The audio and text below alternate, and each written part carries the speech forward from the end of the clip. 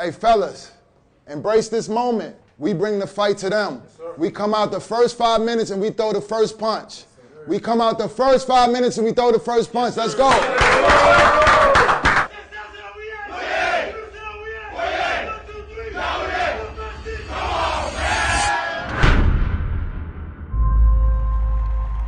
I never knew what basketball could do for a country until I was a part of this. Well, around the world, South Sudan has come to be known for its struggles in its first decade of independence, but it's also managed to make its way to the international basketball scene.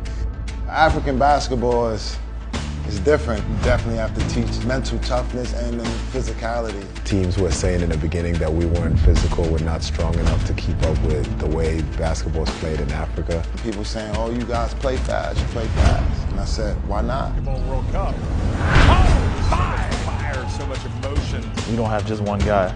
If someone doesn't have a good night, best believe that it's 5 other guys that are capable of having, one of those type of nights. Don't get comfortable. Strive for greatness. Keep on competing.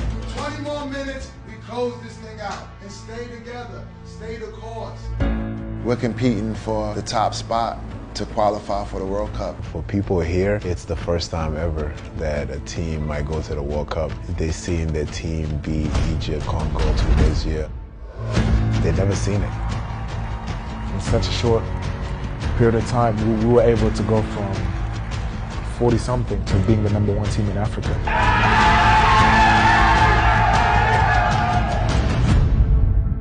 South Sudan captured the hearts of the continent. Their emergence as a new force in African basketball has coincided with the leadership of ex-NBA star Luol Deng as the president of their federation. As a South Sudanese kid, I always try to look someone that was from my country trying to do the same thing. And that's where I saw Luol Deng. He was definitely one of the players that I looked up to a lot. Looked up his name, see he went to do, see he was on the British national team. I was like, wow, I gotta figure out a way to be like him. It's one thing for people to say, what they do for where they're from, but he's doing it for a country. He's a natural born leader.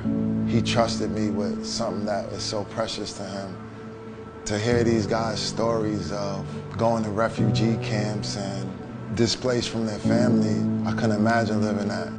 My mom was in Gambela and she ended up migrating to Nairobi, Kenya, and I was born in a refugee camp there. My parents moved from South Sudan during the Civil War. They moved to Lebanon, where I was born. I was born in Kakuma, a refugee camp right on the border of South Sudan. And my parents moved there from a will because of the Civil War. Imagine your family fleeing a country and going to find life somewhere else. And instead of you being in that other country and forgetting about South Sudan or enjoying your professional basketball career, you're actually committing to come back and play for the same country that you fled because of the war, and you're the one now bringing all this positivity to it.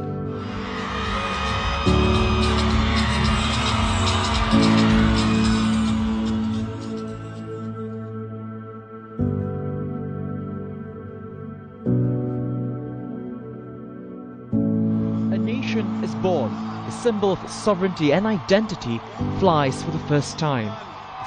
They celebrate their long-awaited independence, marked by 2 civil wars over 5 decades and countless lives lost. South Sudan has been in the longest civil war in Africa. We finally got our independence in 2011. After that time, there's been a lot of internal conflict, wars between different factions, different tribes. I really had a hard time with my country not being recognized, being in the news for the negative things. These people have been killed. There's no food in this region. There's flooding here. Kids dying from hunger or kids going to war. It was always negative. I always said to myself that I'm going to put South Sudan on the map for something positive. Every time we play, this is the only thing that's putting a good image out there for us in our country. To be able to get the chance to represent your country on a global stage is probably second to none. We're trying to fight for something. We're trying to be, recognized, be seen in the world as, human beings. Win or lose, we're out there representing South Sudan. We're out there changing the narrative.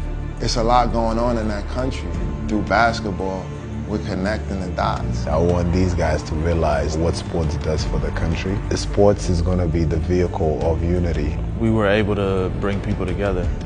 we're fighting for something else. We're fighting for peace. We're fighting for each other. We're trying to build as one. It doesn't matter what tribe you're from. We're bringing in guys that are representing South Sudan. It's literally washing that tribalism mindset away. And that's how it should be overall everywhere, not just in South Sudan, whether it's government, sports, or anything. You pick the best individuals to get that job done.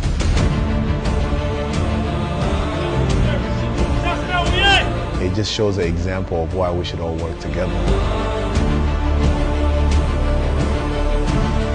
This is something deeper and more meaningful than just basketball. It's a way to build the nation up and bring the people together. In order for this country to move forward, they're at their best when they come together. So we're just going to keep on pushing the envelope and keep on being the messengers for this young nation. Unbelievable, folks. South Sudan, one tough team. Come on, man.